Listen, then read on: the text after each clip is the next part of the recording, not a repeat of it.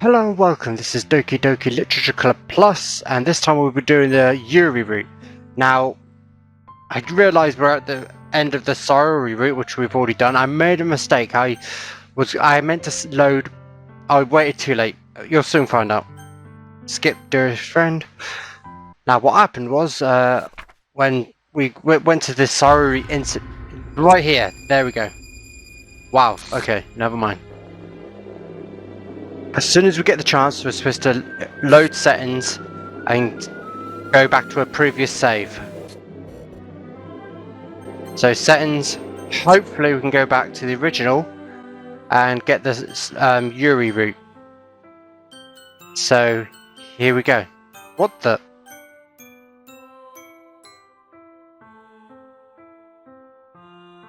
Okay, I guess we can't. Oh, but just want to say we managed to, for some reason, during the Sorry route, we got an email from I've Cat Laster. Have a nice weekend. No idea what it's for.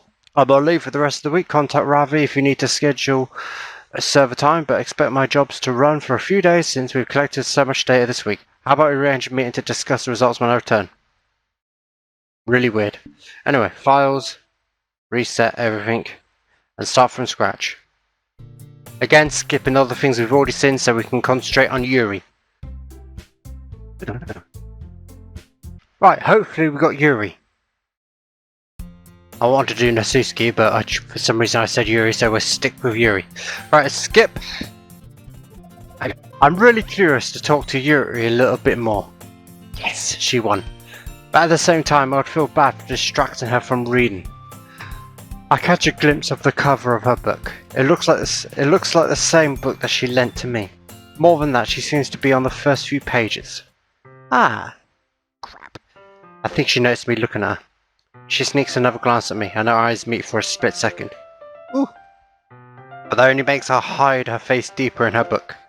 Sorry. I was just spacing out. I muttered this, sensing I made her uncomfortable. Oh, it's fine. If I was focused, I probably wouldn't have noticed in the first place. But I'm just rereading a bit of this, so... That's the book that you gave me, right? I just wanted to reread some of it. Not for any particular reason. Just curious, how come you have two copies of the same book? Ah, well, when I stopped at the bookstore yesterday... that's not what I meant. I mean, I just happened to buy two of them. You want to lend one of them to me, don't you? I see. There's something fairly obvious here that Yuri isn't telling me, but I decided to let it go. I'll definitely start reading it soon. I'm glad to hear. Once it starts to pick up, you might have a hard time putting it down. Oh yeah, once it picks up, it is hard to put it down because you know you picked up. Never mind. It's a very engaging and relatable story. Is that so? What's it about anyway? Well, Yuri closes the book and scans her eyes over the back. The book is titled Portrait of Markov. There's an ominous looking eye symbol on the front cover. Alright, I just wanted to make sure I don't accidentally give you anything away. Basically it's about this girl in high school who moves in with her long lost younger sister. As soon as she does so, her life gets really strange. She gets targeted by these people who escaped from a human experiment prison. And while her life is in danger, she needs to desperately choose who to trust. No matter what she does, she ends up destroying most of her relationships and her life starts to fall apart. That's kind of extreme. And dark. That's kind of dark, isn't it? Yuri made it sound like it was going to be a nice story, so that dark turn came from nowhere. Hahaha. Yuri gently giggles all of a sudden. Are you not a fan of this sort of thing, Zenzaris? No, it's not that. I mean, I could definitely enjoy these kinds of stories, so don't worry. I hope so. Yeah, I totally forgot that Yuri's into those things.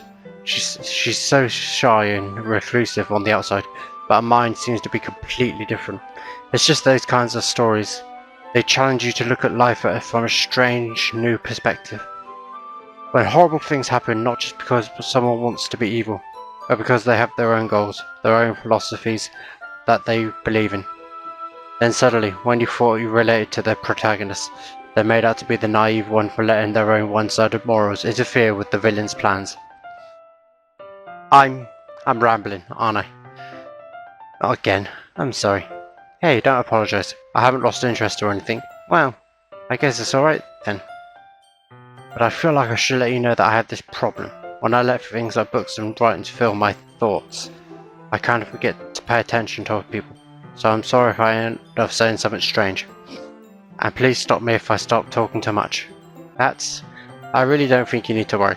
That just means you're passionate about reading. The least I can do is listen. It's a literature club after all. Well, that's true. In fact, I might as well get started reading it, right? You don't have to. What are you saying?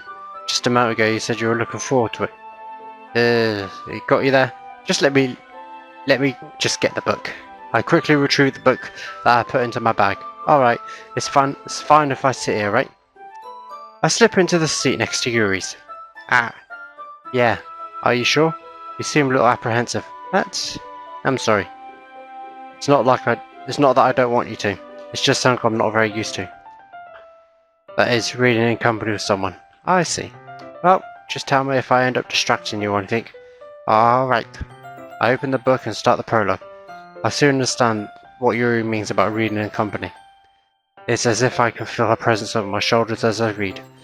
It's not particularly a bad thing, maybe a little distracting, but the feeling is somewhat comforting. Yuri's in the corner of my eye. I realise that she's not actually looking at her own book. I glance over. It looks like she's reading from my book instead. So sorry, Yuri, you really apologise a lot, don't you? I do? I don't really mean to. She's gonna apologise again. Sorry. I knew it.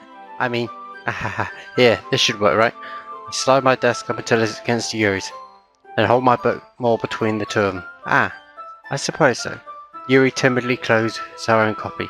Once we each lean in a bit, our shoulders are almost touching. It feels like my left arm is in the way, so instead I use my right arm to hold the book open. I guess that makes it kind of difficult to turn the page. Yeah. Here we go. Yuri takes her left arm and holds the left side of the book between her thumb and forefinger. I do the same with my right arm, on the right side of the book. That way, I turn a page and Yuri slides it under her thumb and flips it to her side. But in holding like this, we're huddled even closer together than before. It's actually kind of distracting me. It's as if I can feel the warmth of Yuri's face and she's in the corner of my vision. Are you ready? Yeah? To turn the page. Sorry. I think I got a bit distracted for a second. I glance over Yuri's face again, and our eyes meet. Oh, I just realised she's looking at me. I don't know how I'll be able to keep up with her. That's okay. You're not as used to reading, right? I don't mind being patient if it takes you a bit longer. It's probably the least I can do, since you've been so patient with me. Yeah, thanks. We continue reading. Yuri no longer asks me if I'm ready to turn the page. Instead, I just assume she finished the page before me, so I turn it by my own volition. We continue the first chapter in silence. Even so, turning each page almost feels like an intimate exchange. My thumb gently letting go of the page, letting it flutter over to the side as she clutches it under her own thumb. Hey Yuri, this might be a silly thought, but the main character kind of reminds me of you a little bit. You think so? How does she? Well, I guess she's a bit more blunt in a lot of ways, but she's also second guesses all the things that she says and does. Like she's afraid she'll do something wrong. It's not like I can see into your head or anything, but I kind of reminisce of some of your mannerisms. I see. Yuri remains silent for a sudden, but Zanzaris, that's probably a terrible thing to have in common with her. That's so embarrassing that you think that. Well wait, I didn't mean it in a bad way or anything. Sorry, I didn't really know you were self-conscious about that sort of thing. I guess I'm more meant she's kind of cute. What are you saying all of a sudden? Okay everyone. Ooh, made a jump. I think it's about time we shared today's poems with each other. We might not have enough time if we wait too long. Yuri exhales, spared from finishing her thought. Is that alright, Yuri? You look kind of down. I'm sorry if you haven't been looking forward to this. It's not. It's fine. Yuri releases her hand from the book, causing it to close up at the top of my thumb. Alright, I guess I'll do some more reading tonight. Or would you prefer I only read it with you? I guess I don't have too much of a preference either way. In that case, I'll read a little more tonight. It'll be more fun to read with you after it picks up a bit, you know? That's good reason. In that case, feel free to finish the first 2 chapters in your own time. Or the first 20 chapters in that case. Alright, I stand up and make a mental note of where I left off in the book and then slip it back into my bag, and I've forgotten already. By the way, did you remember to write a poem last night? What? Yeah. My relaxation ends. I can't believe I agreed to do something so embarrassing. I currently find much inspiration, since I've never really done this before. Well, now that everyone's ready, why don't you find someone to share with? I can't wait. Saru and Monica enthusiastically pulls out their poems. Saru's on a wrinkled sheet of loose leaf torn from a spiral notebook. On the other hand, Monica writes hers in a composition notebook. I can already see Monica's pristine handwriting from where I sit. Natsuki and Yuri reluctantly comply as well, reaching into their bags. I do the same myself. Now we're gonna see if there's anything to skip. I'll skip it. Otherwise, I'll just continue strong. But I don't think so. I think this is gonna carry on for quite a bit. All right, sorry first. Definitely most comfortable start first. Okay, skip it. Oh, okay. I guess it is different all the way through. This is a good poem, Zenzaris. Are you sure it's your first time? Of course. It's not that good. I am the kind of guy who would... Am I the kind of guy who'd be writing poems in this spare time? Yeah, I guess you're right. That's why it impressed me. Well, to be honest, I was afraid you wouldn't do it seriously, or that you wouldn't write one at all. I'm really happy you chose to write one. It just reminds me how really part of the club now. Not to mention that I'm standing for everyone in the club room. Okay, skip this bit. Okay. Right, Natsuki. Guess I can skip some of this. Huh. I guess it makes no difference with Yuri. Okay. Monica. Is her skippable? Oh, great job, Zinzos. I was gonna my head when I was reading it. It's really metaphorical. I'm not sure why, but I didn't expect you to go for something so deep. I guess I underestimated you. It's easiest for me to keep everyone's expectations low. That way, it always counts when I put in some effort. Ah, that's not very fair. Well, I guess it worked anyway. You know that Yuri likes this kind of writing, right? Writing that's full of imagery and symbolism. Unlike Saru, who likes to use simple and direct words to describe happiness and sadness. Yuri likes it when the reader is left to derive their own meaning out of it. It's very challenging to write something like that effectively, both allowing people to get something out of it just by feel, or letting them deeply analyse all the nuances. It can take years of practice, which I'm assuming Yuri has at this point. I never really asked though. I'm sure I'm nowhere near her level yet. Don't worry about that. Don't worry so much about that. You do your own thing. Keep exploring and learn by trying new things. I'm sure I'll end up trying different things a lot. It could take a while before I feel comfortable doing this. That's okay. I'll just see you try new things. That's the best way to find that kind of style that suits you. Everyone else might be a little bit biased towards their own kinds of styles. I'll always help you find what suits you the most. So don't force yourself to write the way everyone else wants you to write. It's not like you have to worry about impressing them or anything. Yeah, anyway. You want to read my poem now? Okay, let's just see if we can skip this bit. Alright, okay, Yuri, I doubt we can skip this. Let's go for it. Really? You skip it? Eh? Oh, it's nothing. Hang on, let's go to history a minute. And soon left with nothing. That's a lot more solid putting it that way. I hadn't even thought of that. That's impressive, eh? Ooh, nice. Yeah, it's nothing really. Yours is impressive too, so nah. If anything, I could probably learn a thing or two from you. You think so? Yeah, of course. Ah, you know, I was really nervous about doing all this, but in the end, I enjoyed it. I keep going to do my best for you, Zaris. Ah, me too. Phew, I guess that's everyone. I glanced around the room. That was a little more stressful than anticipated. Oh, I can skip this, okay, let's go. Still no difference. Alright. Because it's going to be Yuri. Natsuki. You're right that I liked your poem. See? Wait. That's not an excuse for you to be so mean. You shouldn't pick a fight just because someone's opinion is different. That's not what happened at all. Yuri wouldn't even take my poem seriously. I understand. I know it says I can skip it, but I accidentally skipped it before, so I read this before. But this is unseen, I guarantee it. Yuri. Eh? You're seriously a talented writer. It's no secret that I was impressed. Well, that's... But here's the thing, no matter how simple or refined someone's writing style is, they're still putting feelings into it and it becomes something really personal. That's why Natsuki felt threatened when he said her poem was cute. I see. I didn't notice that. I'm sorry. Yeah. But Natsuki, you took it way too far. Yuri means well, and if you just told her how you felt, then this wouldn't have happened in the first place. Are you kidding? That's exactly what I did. It was her that... Natsuki, I think that's enough.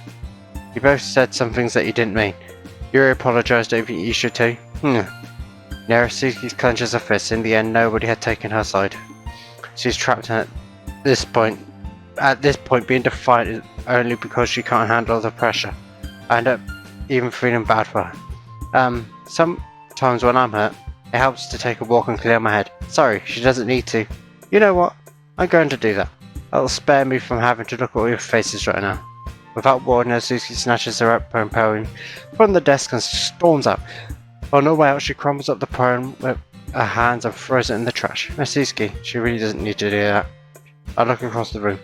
Yuri has her chin buried in her hands while she stares down at the desk. I gingerly approach her and sit in a jaded chair. Everything alright? I'm so embarrassed. I can't believe I acted like that. You probably hate me now. No, Yuri. How could I not get flustered up being treated like that? You handled it as well as anyone could. I don't think any less of you. Well, alright, I believe you. Well, thanks, you're too kind. I'm thankful to have you part of this club now. It's nothing. One more thing. That one thing Natsuki said about, I would never do anything so shameful. So, what thing did Natsuki say? Well, never mind that. I'm going to make some tea. Good idea. Make enough for more than one person, okay? Yeah. Right. Skip. Okay, right. That's one video. Gonna take a quick break and get back to it. So I'll see you next time in part 2 of the Yuri route.